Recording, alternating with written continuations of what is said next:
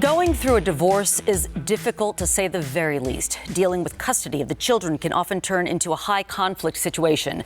That's why you need the right family law attorney on your side. Well, joining us now is Hailey Amico. She's the managing attorney at Sodoma Law, Raleigh.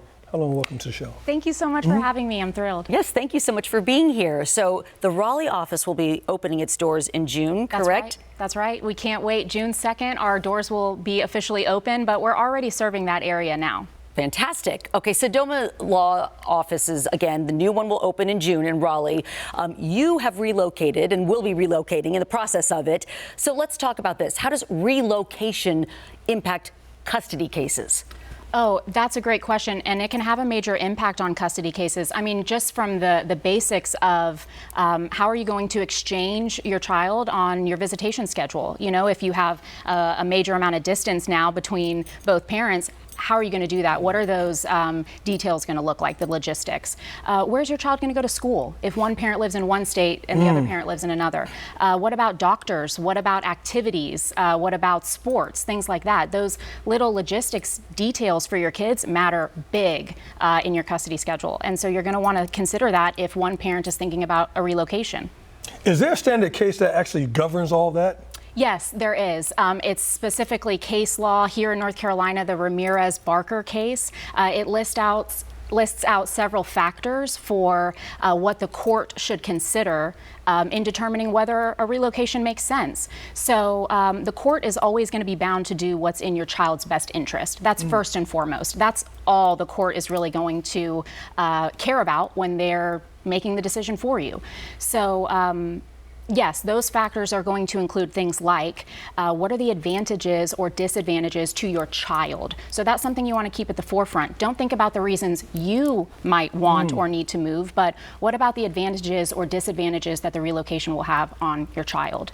Other factors might include what's your motive for the relocation, right? Is it warranted? Is it required? Is it work-related? Is it family-related? So all of those things are going to play into the court's decision. It's totally in the court's discretion unless you can work that out with your co-parent. So keep those things in mind if you are considering a relocation and you're going to put it in front of a judge. So a parent can't really decide whether it's better to ask for permission or forgiveness. They really need to consider these things. You can't just pick up and take your kid and move across state lines or move to another city even for that matter. That's a great way to put it. Should you ask for permission or forgiveness? 9 times out of 10, if you ask me, I'm going to say, ask for forgiveness later, right? In my own personal life, you know, that's kind of how I live.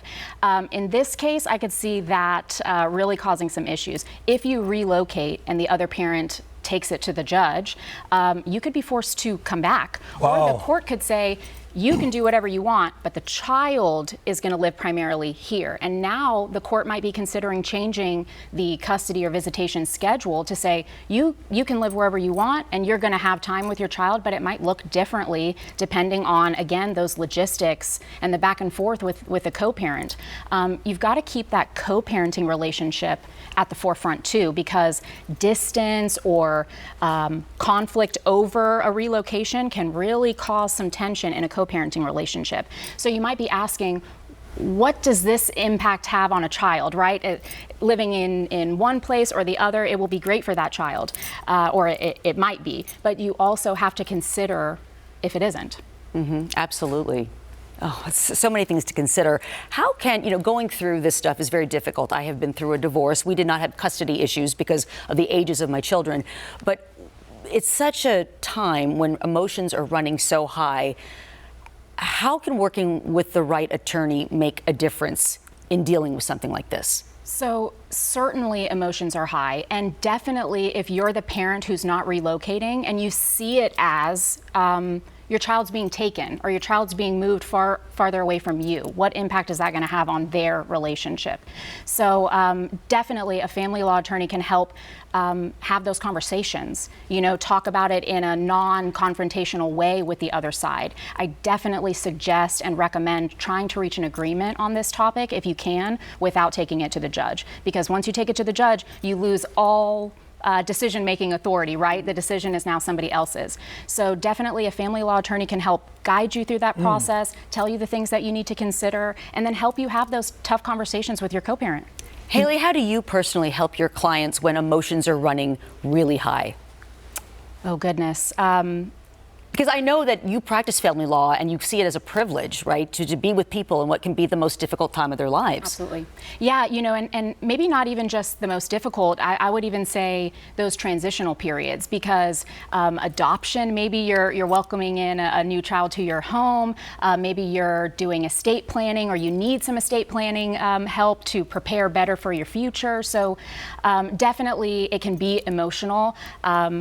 For good or for bad. And so I think for me personally, I'm there to talk through all of the pros and cons. That's helpful to me. I like to dialogue, verbally. And so I think that's helpful for my clients too, to talk about, okay, what's best case scenario, worst case scenario, other options, compromises. Let's get creative here. I think that's something Sodoma Law does really well. I've met many members of your team. Yes, everybody has been so nice and so helpful. Good. Thank you so much, Hailey. For more information, make sure you check out their website. It's sodomalaw.com. sodomalaw.com. They have offices all over the area, and again, opening in Raleigh, June 2nd.